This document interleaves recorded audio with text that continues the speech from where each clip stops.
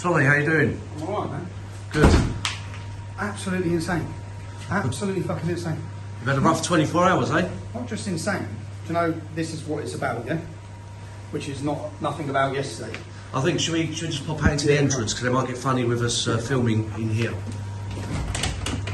First of all, though, how are you feeling? Right. I'm alright, it's my birthday, innit? And I was happy birthday! I was meant to take the kids out yesterday, but I've literally just messaged them saying I'm on my way. We're going out. They all took the kids out of school, so... Yeah. How's your eyes? Because they pepper sprayed you at point blank range. What's that about? I heard you found a video, no? Yeah, we got the video, What's that about? So it seemed like they ripped your head up and did it at point blank range. Yeah, I know, he held it from here. It was burning so much, man. But for what? There was already 30 of you. Yeah. Like, there's literally 30 of you. What have I done? And I said that I'm just here to do my job, yeah? You can see, what did they say? They said that I was going to cause alarm and distress. You can see the reception I received. Absolutely. Everyone was pleasant, everyone was happy. The fact that they said the organiser of the demonstration, again, it's the unnamed organiser that they used in The Guardian to spread more lies, yeah? It's the establishment, because members of the establishment were there, who don't want me there. And then, say I organise a demonstration, what am I allowed to say? Well, I don't want the BBC to turn up. I don't want The Guardian there. Yeah. No, because we have a free press. But then look, this is, so everything you've seen over the last 3-4 weeks, you've seen people climbing on monuments, they're not banned from London. You've seen Mohammed Hijab and that, you've seen all these extremists, you've seen Hizb ut-Tahrir demanding jihad and calling for Muslim armies. None of them are banned, yeah? I am not allowed into London, okay? I'm now banned from London till the end of January, where I go to court, where I've been prosecuted. Have you been charged? I've been charged and prosecuted. You've been charged with section... They were remanding me. Do you know those two custody officers, the sergeants? He just said, I'm probably in trouble here, Tommy, yeah? Yeah. Because I've refused their agreement to remand you, yeah? Yeah. He goes, and I've refused it based on what it is. And that's the custody sergeant who said, I'm probably going to be in trouble. The two of them stood up and said, we're probably going to be in trouble, yeah? Yeah, from the highs up. Yeah, from the highs up, because they were remanding you. They're remanding you, but they've gone against them. To be honest, every police officer in here was absolutely wonderful. Yeah. From the minute I got in here. But they have gone against them, because am I even getting charged? How can they justify ripping you off the street with such brutal enthusiasm, pepper spraying you in the face, carting you off for 24 hours, putting you straight in prison? And then charging me? Yeah, charging you, putting you straight in prison. That's what they're attempting to do. That's what they wanted to do. I'll be in jail now. Yeah.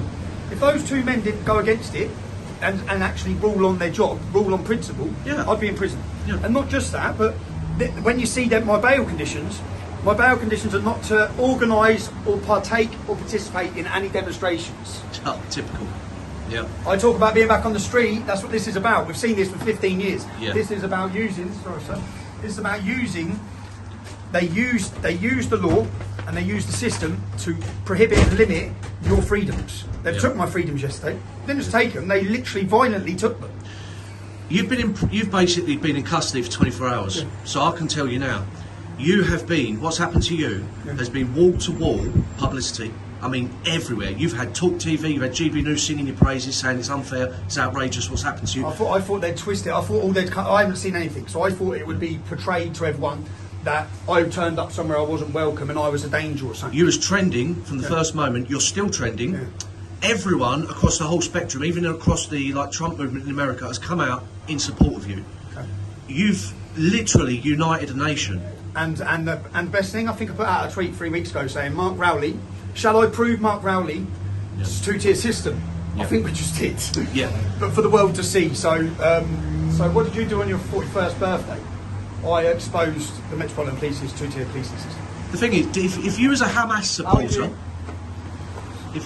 supporter, and you called for jihad and you climbed over the cenotaph, do you think you'd have been arrested? The thing is, you know, like when we're watching it all, I know how they bend laws against us all the time. And I've had it for 15 years. So I know how they prevent a breach of the peace. They nick you for anything to prevent a breach of the peace. They're letting them just desecrate our memorials. And then they're not just letting them, they're giving them a pat on the back, and then they're putting out statements as to why they're allowed to do it. And they're putting out statements defending calls for jihad. Yeah. And yet when a journalist turn up, nicely welcomed, to do a video report, I'm now going to court, right? When I go to court, mark my words, there will be no jury. I'll be tried again by a judge on the 22nd of January. And the 22nd of January will get put off for another 6 months, so they can continue with these bail conditions, prohibiting my political activism and my freedom as a journalist. Yeah, they're kicking into long grass. They're kicking into long grass for 6 months. They will want me tied up for 6 months what I probably will do, hopefully, is take this straight to court and challenge these bail conditions that limit my freedom as a journalist. Because I'm a journalist. They may not like it.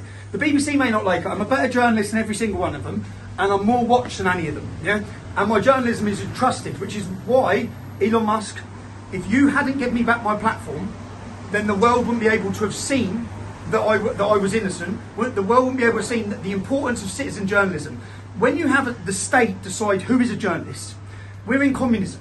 Yeah. When they start only allowing certain people to make reports, no, that's not what Great Britain is.